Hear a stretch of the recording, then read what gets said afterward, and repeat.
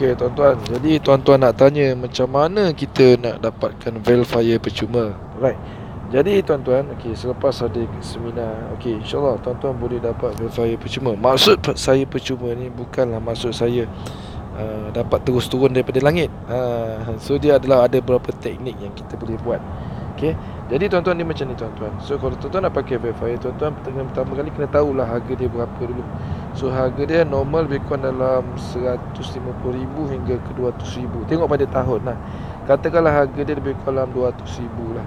Okay, so kalau verifier ni, okay, saya lukiskan saya draw kejap So kita nak beli verifier. Okay, so macam mana kita nak beli verifier percuma? So verifier So verifier Jadi verifier percuma. Okay, percuma. Okay, so macam mana? So macam ni tuan-tuan. Okay, back on bank statement. Okay, kan saya bagi tahu dalam kelas. So kita ada financial statement, betul tak? Okay, kita ada financial statement. Gegor bunyi tak? Saya dalam kereta ni sebenarnya. Saya dalam verifier sebenarnya. Okay. So macam ni. Okay. So ini adalah financial statement yang saya bagi tahu dalam kelas kan. Jadi tuan-tuan kena faham. Okay, kita ada income, kita ada asset. Okay, kita ada apa ni orang kata, expenses, dan kita ada liability. Okay, sebenarnya tak ada salah kalau tuan-tuan nak memiliki kereta, mungkin kereta impian, kereta idaman. Bagi saya okey, tapi tuan-tuan kena faham macam mana nak dapatkannya dan macam mana nak jadikan benda tu liability. Yalah, sebab kenapa saya panggil dia adalah liability, sebab normal lah kalau kita beli verifier, dia sebenarnya liability sebenarnya. Sebab tuan-tuan akan buat satu loan kat sini. Contoh nak kita verifier tuan-tuan. So berapa loan tu? 200,000 kan.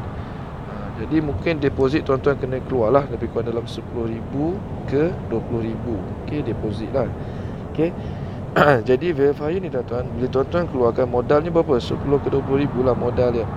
Jadi verifier ni kalau tuan-tuan bayar setiap bulan, normal lebih kurang dalam 2,000 sebulan. Nak kena bayar. Jadi kalau tuan-tuan tengok kat sini, verifier ni sebenarnya adalah apa? Dia adalah liability, betul tak? So macam mana nak jadikan dia asset? Kalau tuan-tuan nak jadikan dia asset, tuan-tuan kena cari jalan supaya ni adalah verifier itu juga. Macam mana dia boleh jadi income kepada tuan-tuan? So macam Farid tadi, dia buat apa? Dia buat fotografi perkahwinan, dia buat kereta Mercedes tu bagi shooting untuk pengantin pakai untuk Sabtu dan Ahad. So macam saya, contoh verifier saya, contoh saya punya sendiri verifier, kita plan untuk kita buat Grab. So Grab ni tuan-tuan contoh berapa banyak income yang dia boleh bagi. InsyaAllah macam ni. Ataupun tuan-tuan boleh buat rental lah. Okay, jadi macam ni. So kalau buat contoh satu trip KLIA RM180 satu trip. Satu hari katakanlah buat 3 trip. 3 trip tuan-tuan boleh dapat income kat sini lebih kurang dalam 560 satu hari. So Isnin hingga Jumaat kita jadikan dia bisnes. Okay, 560 kali dengan 20 hari. Katakan 20 hari je. So kat sini tuan-tuan dah boleh dapat 10,000 dah sebulan. So kat sini adalah RM10,000. Nampak?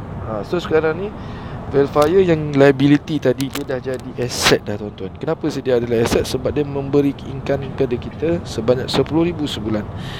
Jadi nanti declare lah tax benda ni sebagai pendapatan, right?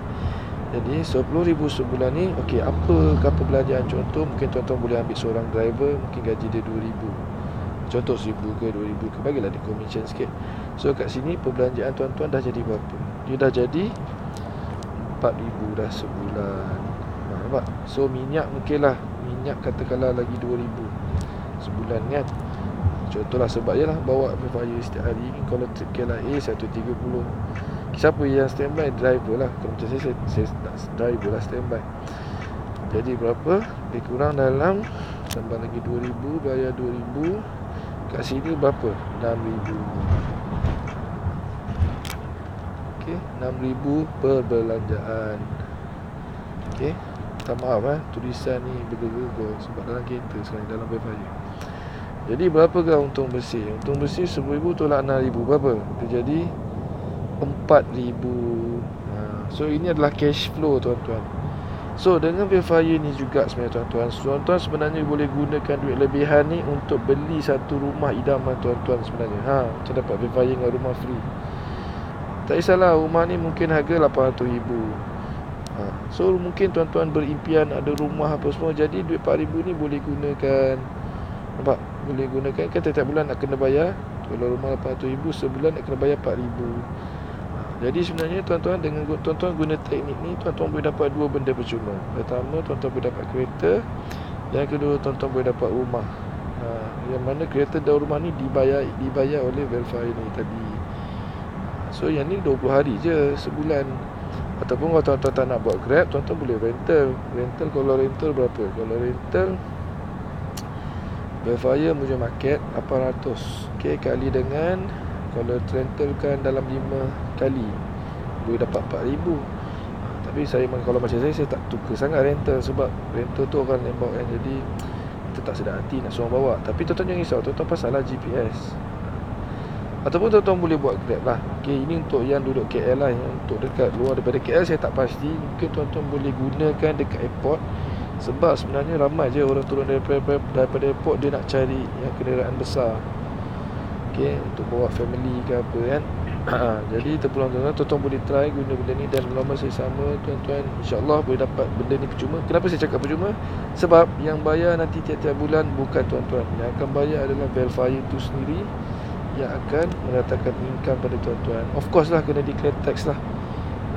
Untuk beli Verifier ni tuan-tuan kena ada apa? Borang B.